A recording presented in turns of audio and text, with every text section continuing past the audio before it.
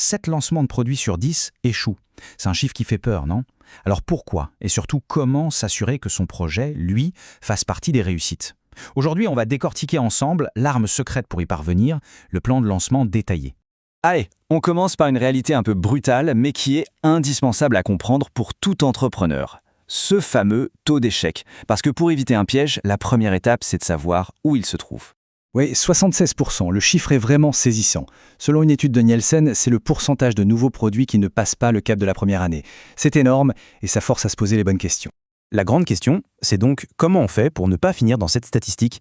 La bonne nouvelle, c'est que ce n'est pas du tout une fatalité. La plupart de ces échecs sont dus à des erreurs qu'on peut parfaitement anticiper et donc éviter.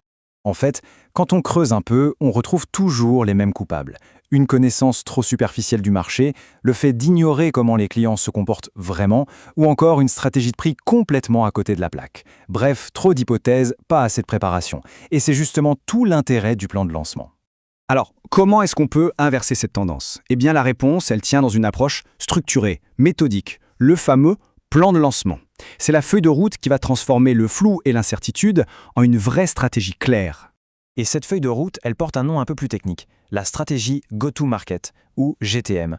Il faut vraiment la voir comme un véritable plan de bataille pour la conquête d'un marché, bien plus qu'une simple checklist à cocher. Son rôle est double. D'abord, il permet de s'assurer que tout le monde, le marketing, les ventes, la tech, rament dans la même direction. Et ensuite, et ça c'est absolument crucial, il valide que le produit répond à un vrai besoin. Faut pas oublier que plus de 40% des échecs, c'est juste parce qu'en fait, personne ne voulait vraiment du produit. Bon, mais concrètement, comment on le construit, ce plan? En réalité, tout le processus peut se résumer à un schéma super simple, qui consiste à répondre à 4 questions fondamentales. Ce cadre, il est génial parce qu'il transforme une montagne de boulot en un chemin super clair. On se pose juste 4 questions. D'abord, quoi? Quelles sont les actions à mener? Ensuite, combien? Avec quel budget et pour quels objectifs? Puis, comment? Quelles sont les sous-tâches très précises? Et enfin, le duo qui sauve, quand et qui? Une date limite et un pilote pour chaque opération.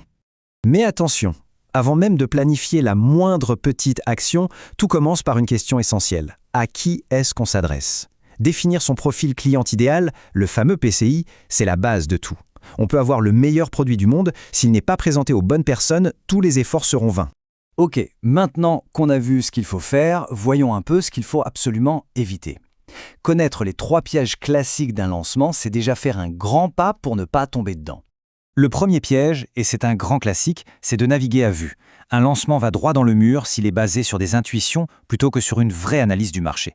Il faut savoir où on met les pieds, qui sont les autres acteurs, et surtout, comment on va se différencier. Le deuxième piège, c'est le prix. Le prix, ce n'est pas juste un chiffre. C'est un message très fort qu'on envoie sur la valeur du produit. Un prix trop bas, et on peut paraître cheap. Un prix trop haut, et on devient inaccessible. C'est un équilibre super délicat à trouver. Et enfin, le troisième piège, une communication défaillante. On peut avoir le produit le plus révolutionnaire qui soit, si personne n'est au courant qu'il existe, il ne se passera rien. Il ne suffit pas d'être bon, il faut aussi le faire savoir, et le faire savoir efficacement.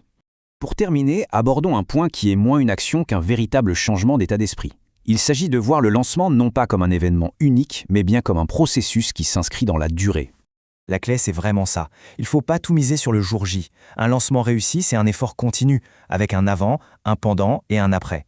Le pré-lancement pour faire monter la sauce, le lancement pour frapper un grand coup, et le post-lancement pour transformer l'essai et construire sur la durée. Et je vous laisse avec une dernière question pour la route. De toutes les étapes qu'on a vues, s'il ne fallait en choisir qu'une seule, laquelle aurait le plus gros impact pour réduire les risques et mettre toutes les chances de son côté? Ça mérite réflexion.